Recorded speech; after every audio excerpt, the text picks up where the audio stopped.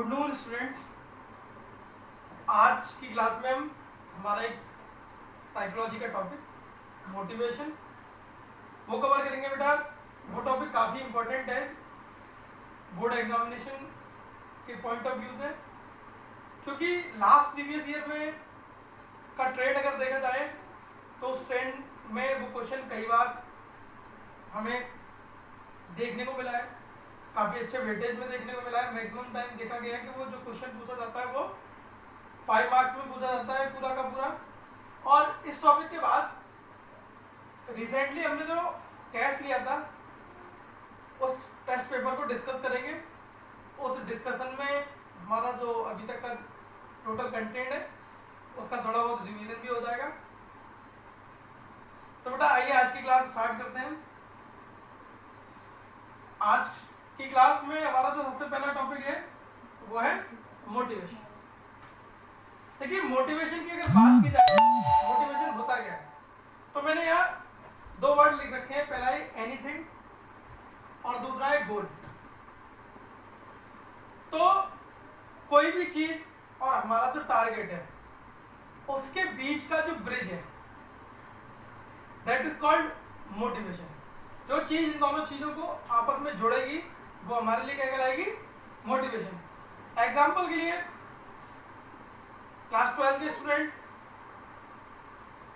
Future में अलग अलग कोर्सेज में अपनी इच्छा के अकॉर्डिंग एडमिशन लेंगे, क्योंकि उन सबके कैरियर अलग अलग है, यानी उनका गोल अलग अलग है। तो उनका जो टेक्निक ऑफ मोटिवेशन है वो भी डिफर रहेगा। मोटिवेशन की डेफिनेशन की बात की जाए बेटा तो एनीथिंग दैट इनर्जाइज यू, यानी कोई भी चीज जो आपको आपके गोल की तरफ लेके जाए वो क्या है, motivation. Anything that energise you toward your goal, कोई भी चीज जो हमें हमारे लक्ष्य की तरफ ले जाएगी वो मोटिवेशन कहलाएगी।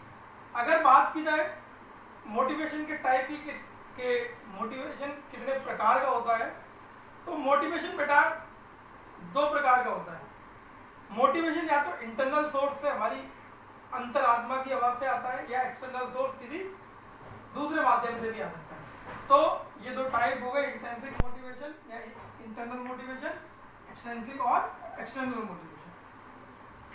बात की जाए कि इंट्रिंसिक मोटिवेशन या इंटरनल मोटिवेशन होता क्या है, तो बेटा इंटरनल मोटिवेशन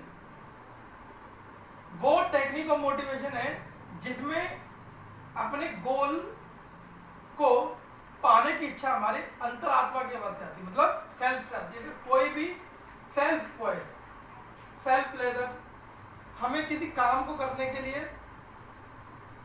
मजबूर करे तो वो हमारे लिए इंटेंसिव मोटिवेशन है। एग्जांपल के लिए हम एक अच्छी लाइफस्टाइल जीना चाहते हैं, तो उस लाइफस्टाइल के लिए हमारे अंतरात्मा की आवाज़ यानी कि हमारी इंटरनल वॉइस हमें फोर्स करती है कि मुझे अच्छे से पढ़ना है, अच्छे से करना है ये सारा काम, इसके बाद मेरा फ्यूचर अच्छा हो जाए। वहीं आपने देखा हो एक्सटर्नल मोटिवेशन की अगर बात की जाए तो time to time teachers, parents और हमारे गार्जियन यानी कि हमसे बड़े हमें मोटिवेट करते हैं कुछ काम करने के लिए। जैसे कि क्लास में कोई वीक स्टूडेंट है तो आपने देखा हो टीचर उसको प्रेस करते हैं कि वो अच्छा आउटपुट दे, क्योंकि उस टीचर को, उस गार्जियन को उस बच्चे के भविष्य की चिंता है। अगर वो उनकी बात मान के कुछ अच्छा करता है तो ये कहलाएगा हमारे लिए एक्सटर्नल सोर्स ऑफ मोटिवेशन, यानी कि एक्सटर्नल मोटिवेशन। आपने देखा हो कि कभी कभी गार्जियन अपने बच्चों को थोड़ा सा लालच दे देते हैं, मतलब कि तुम इतने % मार्क्स लेके आओ तो मैं तुम्हें बाइक दिला दूंगा, फोन दिला दूंगा। तो ये सारे के सारे मेथड एक्सटर्नल मोटिवेशन में आ जाएंगे। कभी कुछ लोग नेगेटिव मोड से भी मोटिवेट करते हैं, लाइक पनिशमेंट के, अगर तुम ये नहीं करोगे तो हम ऐसा कर देंगे, तुम्हें कुछ नहीं मिलेगा। तो वो भी एक्सटर्नल मोड ऑफ मोटिवेशन में ही आता है। अब बात की जाए कि टेक्निक कौन कौन सी है मोटिवेशन की, यानी कि हम किन टेक्निक से मोटिवेट कर सकते हैं। तो देखिए बेटा टेक्निक को बनाने के लिए हम वेरियस मेथड ऑप्ट कर सकते हैं। उसमें सबसे पहला हमारे लिए गोल सेटिंग। देखिए हम अगर किसी को मोटिवेट करना चाह रहे हैं तो सबसे पहले हमें एक प्री डिटरमाइंड गोल सेट करना पड़ेगा, एक गोल बनाना पड़ेगा, बिकॉज विदाउट गोल हम किसी को मोटिवेट नहीं कर सकते। देखिए गोल बनाते टाइम या गोल डिसाइड करते टाइम हमारे मन में दो चीजें हमेशा रहनी चाहिए कि जो भी गोल हम डिटरमाइन कर रहे हैं या डिसाइड कर रहे हैं वो अचीवेबल हो, यानी कि हम उसको अचीव कर सकें। इट मे बी टफर और इजियर, इसका कोई मतलब नहीं है, लेकिन वो अचीवेबल होना चाहिए। दूसरा है रियलिस्टिक, कि वो गोल रियलिटी में एग्जिस्ट करता हो। एग्जाम्पल के लिए कि हम किसी से फेक प्रॉमिस कर रहे हैं कि मैं चांद तारे तोड़ के ले आऊंगा तुम्हारे लिए, तो ये 50 है, पॉसिबिलिटी ना के बराबर है कि ऐसी पॉसिबिलिटी नहीं है कि हम मून एंड स्टार्स को ब्रेक करें और किसी को जाके पकड़ा दें। तो हमारे लिए जो गोल होना चाहिए वो अचीवेबल होना चाहिए और रियलिस्टिक होना चाहिए। इसके अलावा पनिशमेंट भी एक टेक्निक ऑफ मोटिवेशन है, हम पनिशमेंट के थ्रू भी लोगों को मोटिवेट कर सकते हैं। तीसरा हमारा कैश, प्राइज, अवार्ड्स, ट्रॉफी, इस तरीके की चीज़ों से भी हम लोगों को मोटिवेट कर सकते हैं, प्राइज वगैरह को डिसाइड। कभी कभी हमने देखा है कि पैट्रियोटिक सॉन्ग्स या मोटिवेशनल म्यूजिक भी लोगों को मोटिवेट करता है, फीलिंग, इंटरनल फीलिंग को वो या इंटरनल वॉइस को वो रेज करता है, जिससे लोग अच्छे काम करने के लिए मजबूर हो जाते हैं। या लार्ज नंबर ऑफ स्पेक्टेटर्स, अगर इन टर्म ऑफ स्पोर्ट्स बात की जाए, अगर ज़्यादा लोग आपको देखने आए हैं परफॉर्म करते हुए, तो उस टाइम भी आप मोटिवेटेड होते हैं। लेकिन इसमें बेटा एक चीज़ और जोड़ना चाहूँगा, रिसर्च में ये देखा गया है कि जो भी बिगिनर्स होते हैं वो लार्ज ग्रुप को देख के डीमोटिवेटेड हो जाते हैं, लेकिन जो प्रोफेशनल प्लेयर या एक्सपीरियंस प्लेयर होते हैं वो मोटिवेटेड हो जाते हैं। ये मोटिवेशन के बारे में था बेटा। अब हम आज के यानी प्रीवियस पेपर को डिस्कस करते हैं। स्टूडेंट, टेस्ट में मैंने जो सबसे पहला क्वेश्चन पूछा था वो एमसीक्यू था कि pace is adjusted according to the need and situation of training is possible in which type of training. ऐसी कौन सी ट्रेनिंग का माध्यम है जिसमें हम पेस को एडजस्ट कर सकते हैं according to situation and need. तो बेटा मैंने जब आपको ट्रेनिंग एंड स्पोर्ट्स कराया था तो मैंने बताया था फार्टलेट ट्रेनिंग को हम स्पीड प्ले भी कहते हैं, क्योंकि इस ट्रेनिंग मेथड में हम एडजस्ट कर लेते हैं अपने पेस को अकॉर्डिंग टू सिचुएशन। तो हमारा आंसर हो जाएगा फार्टलेट ट्रेनिंग। नेक्स्ट क्वेश्चन है फादर ऑफ स्पोर्ट्स साइकोलॉजी, यानी कि स्पोर्ट्स साइकोलॉजी के फादर कौन है। तो मैंने आपको बताया था कि जो साइकोलॉजी के फादर हैं वो बेलेम बॉन्डेट हैं, लेकिन फादर ऑफ स्पोर्ट्स साइकोलॉजी अगर पूछा जाए तो आंसर हमारा हो जाएगा ग्रिफिथ। ग्रिफिथ को खेल मनोविज्ञान का जनक माना जाता है। नेक्स्ट क्वेश्चन था हमारा the amount of blood come out from left ventricle in a minute. हमारे हार्ट के जो लेफ्ट वेंट्रिकल पार्ट से 1 मिनट में कितना अमाउंट ऑफ ब्लड पंप होता है उसको हम कहते हैं कार्डिक आउटपुट।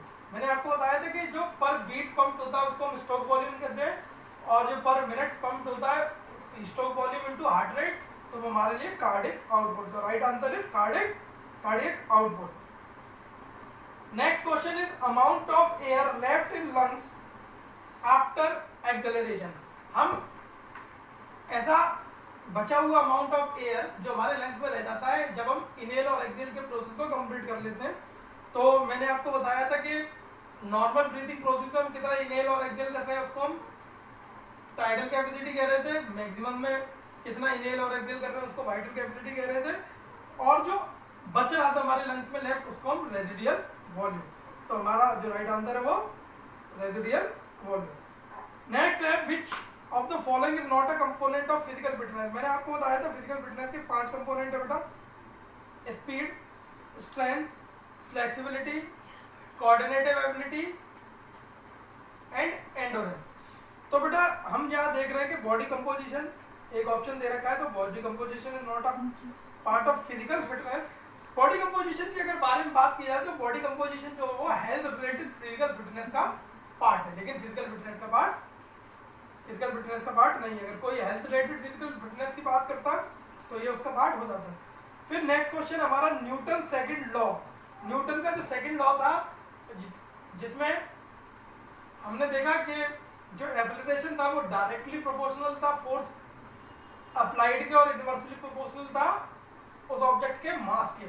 तो बेटा इसको हम लॉ ऑफ एक्सेलरेशन भी कहते हैं और इसका एक और नाम है लॉ ऑफ मोमेंटम। तो इसका जो राइट आंसर हो जाएगा वो ए एंड बी बोथ हो जाएगा, क्योंकि law of acceleration and law of momentum both option are correct. Next question की तरफ चलते बेटा।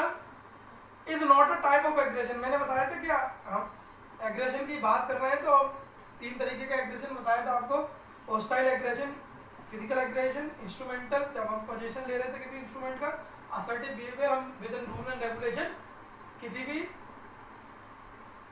एग्रेसिव मैनर को शो कर रहे थे। तो जो हमारा राइट आंसर हो जाएगा वो हो जाएगा एम्बीवर्ड्स। एम्बीवर्ड्स बेटा ये जंक्स पे क्लासिफिकेशन है, तो ये एग्रेशन का टाइप नहीं है। फिर बात आती है स्ट्रेंथ इज मेजर्ड इन, तो स्ट्रेंथ डाइंस में भी मेजर होती है बेटा और पाउंड्स में भी मेजर होती है। तो राइट आंसर हो जाएगा D, A and B both are correct. Next question है ability to perform similar pattern movement is faster rate of time. तो हमारा जो राइट आंसर है वो स्पीड। फिर in which type of friction actual movement is not happened, body train to move. तो मैंने बताया था जब आपको टाइप ऑफ फ्रिक्शन के बारे में बताया तो मैंने बताया था कि स्टैटिक और डायनेमिक 2 टाइप का फ्रिक्शन है। स्टैटिक फ्रिक्शन ऐसा फ्रिक्शन है जिसमें एक्चुअल मूवमेंट स्टार्ट नहीं होता, बॉडी ट्रेन टू मूव होती है, यानी कि रेडी पोजीशन होती है मूव करने के लिए। तो right answer is static friction. फिर amount of oxygen transported from lungs to blood cell is called. मैंने बताया था ओपन एनवायरनमेंट से लंग्स तक जो आएगा वो ऑक्सीजन इनटेक है। इसके बाद लंग्स से ब्लड तक जो जाएगा वो ऑक्सीजन ट्रांसपोर्ट है और ब्लड से सेल्स और टिश्यू के बाद जो जाएगा वो ऑक्सीजन अपटेक है। तो right answer is oxygen transport. Minimum time duration for fartlek training program, तो मैंने बताया था 45 मिनट से कम नहीं होनी चाहिए और यही कंटिन्यूअस ट्रेनिंग में 30 मिनट हो जाएगी। Which is not effect of exercise on cardiovascular system. इनमें से कौन सा कार्डियोवैस्कुलर सिस्टम पर एक्सरसाइज का इफेक्ट नहीं? तो मैंने बताया था डिक्रीज इन कार्डिक आउटपुट। बेटा क्योंकि अगर स्ट्रोक वॉल्यूम इंक्रीज करेगा तो कार्डिक आउटपुट ऑटोमेटिकली इंक्रीज करेगा। फिर नेक्स्ट क्वेश्चन हमारा प्रोग्रेसिव डिजनरेशन ऑफ बॉडी। तो प्रोग्रेसिव डिजनरेशन ऑफ बॉडी को हम कहते हैं ageing. Next question, if a coach से be aggressive to our team player which type of aggression he want to. अगर कोई कोच अपनी टीम से कह रहा है बी एग्रेसिव, तो वो चाहता है कि उसकी टीम असर्टिव बिहेवियर को शो करे, यानी कि with in rule and regulation, right. Because कोई भी कोच नहीं चाहता कि उसकी टीम डिस्क्वालीफाई हो जाए या कुछ ऐसा फॉल अटेम्प्ट करे कि वो प्लेयर डिस्क्वालीफाई हो जाए। तो यहाँ वो with in rule and regulation में एक्टिविटी परफॉर्म करने के लिए बोलता है। शेल्डन का इंडेक्स स्कोर जो बेटा है वो है 1 to 7। हमें 5:3:1 अकॉर्डिंग टू शेल्डन टाइप। ये कौन सी पर्सनैलिटी है? तो ये एंडोमॉर्फ और mesomorph. Range of body joint for movement, इसको बेटा हम कहते हैं flexibility. Increase in angle of bone, तो इसको एक्सटेंशन कहेंगे हम। At which type of joint maximum movement is possible, तो फ्रीली मूवेबल जॉइंट में जो बॉल एंड सॉकेट जॉइंट होता है या मैक्सिमम मूवमेंटम पॉसिबल होता है। When someone is moving had to say yes और नो, तो बेटा इस जगह रोटेशन आ जाएगा। मैंने आपको बताया था 180 तक मूवमेंट होगा तो वो रोटेशन 360 हो जाएगा, तो सर्कमडक्शन। फ्रिक्शन इज एडवांटेजियस और डिसएडवांटेजियस इन स्पोर्ट्स, तो मैंने आपको बताया था कुछ स्पोर्ट्स में वो एडवांटेजियस है एंड कुछ में वो डिसएडवांटेजेस। तो हमारा आंसर हो जाएगा both advantages and disadvantage. Which one is not an example of Newton third law? Swimming is example, dribbling भी एग्जांपल है, शूटिंग भी एग्जांपल है, starting stance is not an example of Newton third law.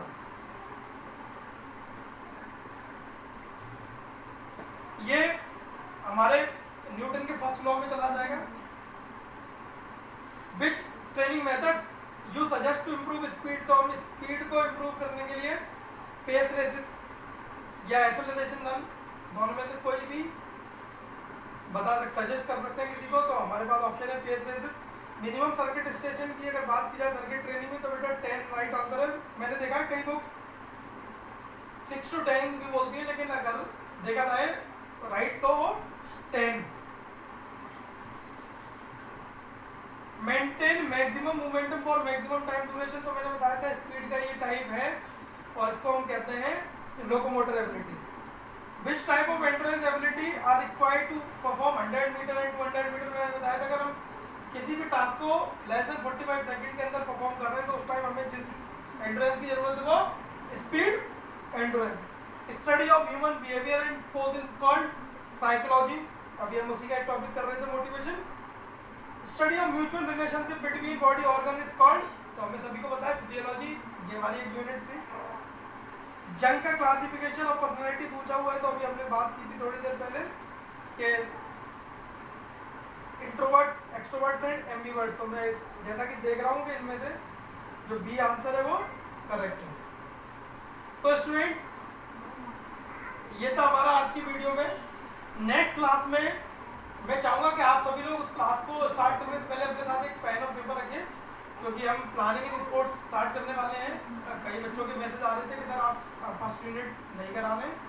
तो बेटा मेरा मानना ऐसा था कि हम सबसे पहले फिजिकल एजुकेशन की एबीसीडी को समझें। अभी तक हमने फिजिकल एजुकेशन की एबीसीडी समझा, अब कुछ जो टेक्नोलॉजी हम बार बार यूज़ कर रहे हैं उससे हम फैमिलियर। तो अब आपके लिए जो सिलेबस है वो काफ़ी आसान हो गया है। तो हम मंडे को मिलते हैं बेटा, और मंडे की क्लास में हम प्लानिंग स्टार्ट करेंगे। आज के लिए थैंक यू, बाय बाय।